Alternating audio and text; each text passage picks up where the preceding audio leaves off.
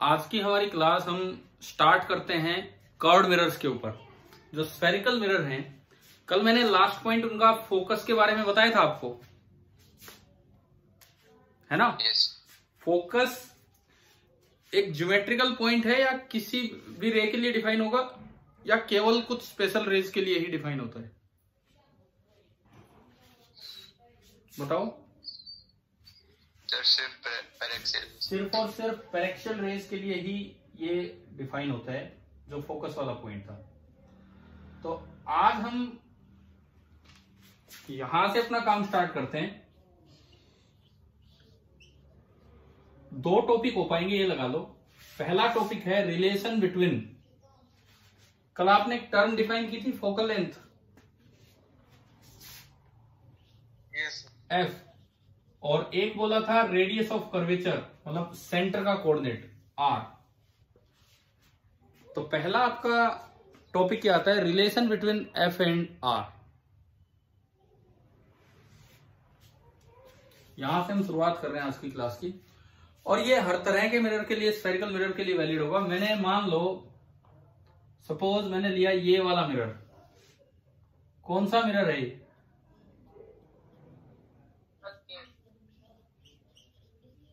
This is your concave mirror, और मुझे इसके फोकस और सेंटर में रिलेशन चाहिए, मतलब फोकल लेंथ और रेडियस ऑफ कर्वेचर में। इसका सेंटर इधर कहीं होगा, ये है इसका सेंटर। सेंटर का कोऑर्डिनेट हम लिखा करते थे r0। ये पोल है, ये पॉजिटिव एक्स एक्सिस, और हमें पता है कि r की वैल्यू होती है -pc। क्या ये पॉइंट क्लियर है ना भाई? ये वाला पॉइंट क्लियर है। उसके बाद देखो, पैरेक्शियल रे डालनी होगी पैरेलल टू प्रिंसिपल एक्सिस। पैरेक्शियल रे मतलब जिसका एंगल ऑफ इंसिडेंस बहुत ही कम हो। तो आपने ये कोई रे डाली, मैं कहता हूं कि भाई ये जो रे है, दिस इज योर पैरेक्शियल रे।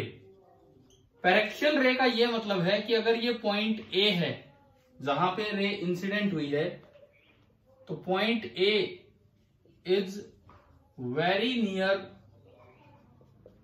टू पॉइंट पी, है ना भाई? यही पढ़ा था हमने कल, ठीक है? और अगर पैरेलल रे आती है तो बताओ ये कहां से पास होगी? कहां से पास होगी आफ्टर रिफ्लेक्शन? फोकस। लेकिन उसके लिए पहले मुझे नॉर्मल बनाना होगा। आप बताओ यहां नॉर्मल कैसे बनेगा इस जगह?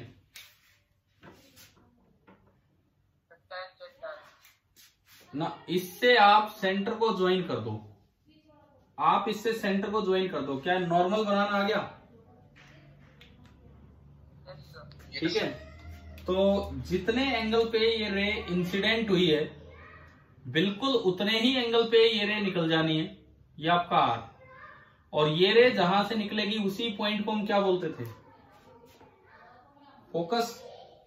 और फोकस का जो कोऑर्डिनेट होता था उसे बोलते थे फोकल लेंथ f0, और हमारे साइन कन्वेंशन के अकॉर्डिंग f की वैल्यू है -pf।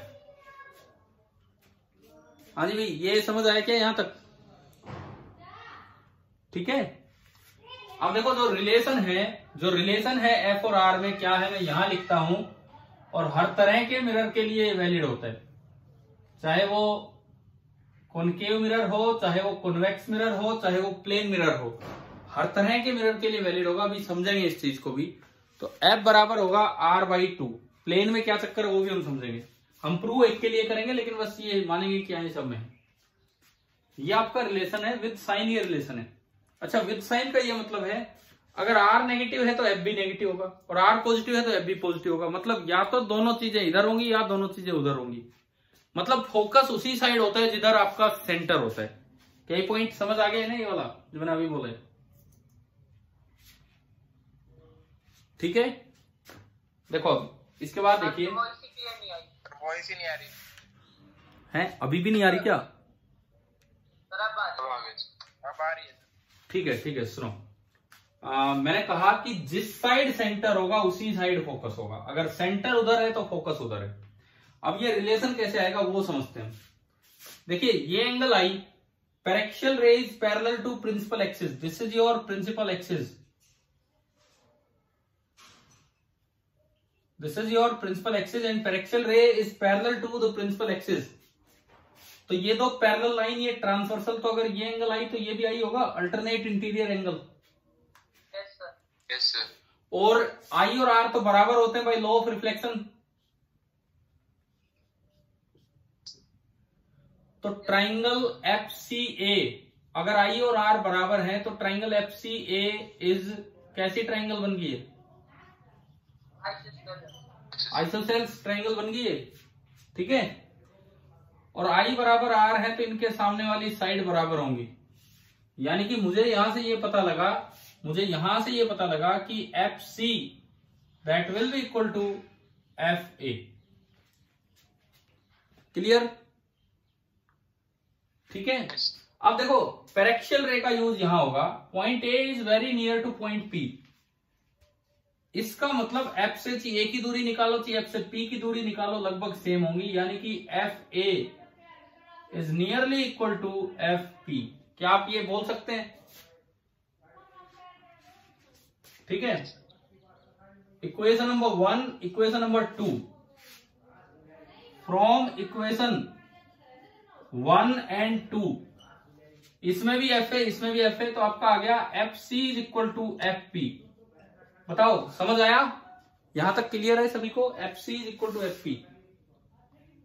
देखो ये इक्वेशन बनी कि इंसिडेंट रे पैरेलल है प्रिंसिपल एक्सिस के, और ये इक्वेशन बनी कि इंसिडेंट रे पैरेक्शियल है, तो हमने दोनों का इकट्ठा यूज किया। और एफ सी बराबर एफ पी आने का मतलब है कि मैं कह सकता हूं कि P F is half of P C. बताओ क्या ये बोल सकते हैं हम? अगर एफ पी और एफ सी बराबर आ गए तो क्या मैं ये कह सकता हूं P F is half of P C? Yes है ना? यस। अब देखो पीसी कितना है, यहां से आपका पीसी है माइनस आर, और यहां से आपका पीएफ है माइनस एफ। तो आपने दोनों इसमें पुट किए, पीएफ की जगह आप पुट करते हैं माइनस एफ, और पीसी की जगह आप पुट करते हैं माइनस आर। तो ये माइनस से माइनस गया और आपका रिलेशन आ गया F is equal to R by 2। Clear हो गया? अच्छा, ये हमने प्रूव तो कॉनकेव के लिए किया है, लेकिन ये कॉन्वेक्स के लिए भी वैलिड है, और मेन बात ये प्लेन के लिए भी वैलिड है।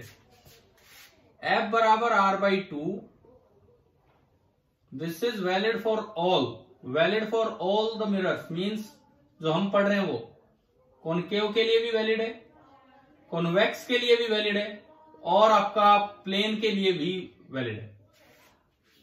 चलिए आपके नोट कीजिए पहले, प्लेन के लिए कैसे वो मैं बताऊंगा, या आप सोचेंगे कॉन्वेक्स के लिए ट्राई खुद कर सकते हैं, प्लेन का खुद सोचना है क्या है, और ये नोट कीजिए आप किस तरह से किया, फटाफट कीजिए।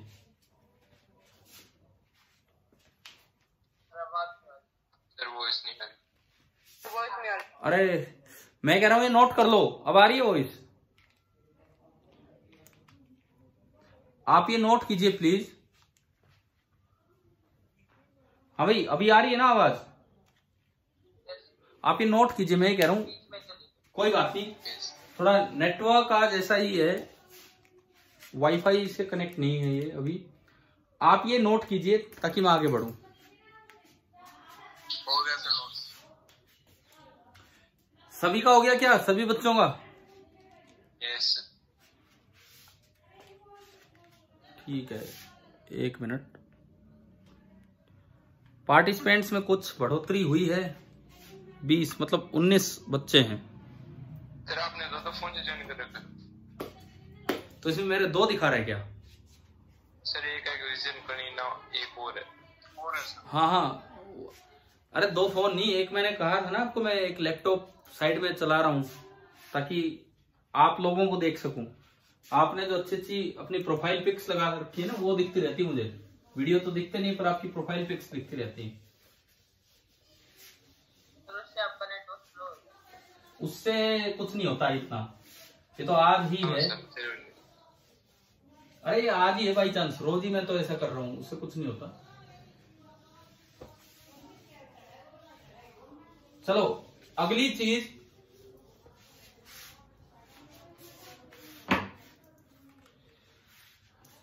नेक्स्ट जो हम पढ़ रहे हैं अभी, दिस इज द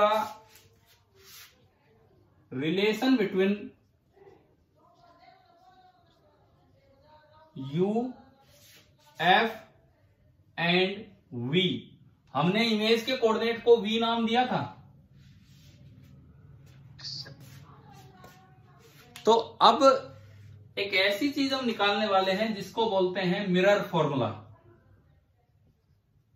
अभी जो हम डेराइव करेंगे that is your mirror formula.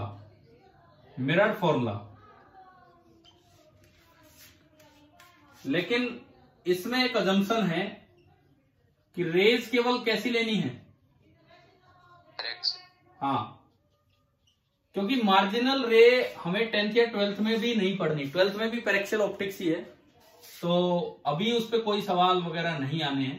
तो पहले हम पैरेक्सियल सीखें, उसके बाद कभी ग्रेजुएशन में मार्जिनल पर चलेंगे। तो rays are paraxial. Even 10th class में आप इस चीज का वेट ना करें कि वो क्वेश्चन में देगा रे पैरेक्सियल है, कभी नहीं देगा। आपको अपने आप एज्यूम करनी होगी कि रे पैरेक्सियल है हमेशा। तो देखो ये फॉर्मूला क्या है, मैं पहले तो फॉर्मूला लिख दूं। 1/v plus 1/u is equal to 1/f। Put u and f with sign. आपने साइन कन्वेंशन कल देख लिए ना इनके। u इधर है तो नेगेटिव, उधर है तो पॉजिटिव। फोकल लेंथ ये वाला मिरर है तो नेगेटिव और ये वाला है तो पॉजिटिव, है ना, ध्यान। ठीक है, गेट v विथ साइन, और इस फॉर्मूले से v साइन के साथ आएगा। मतलब अगर v पॉजिटिव आ गया तो मिरर से उधर गई इमेज, और उधर जाने वाली इमेज होती है वर्चुअल इमेज।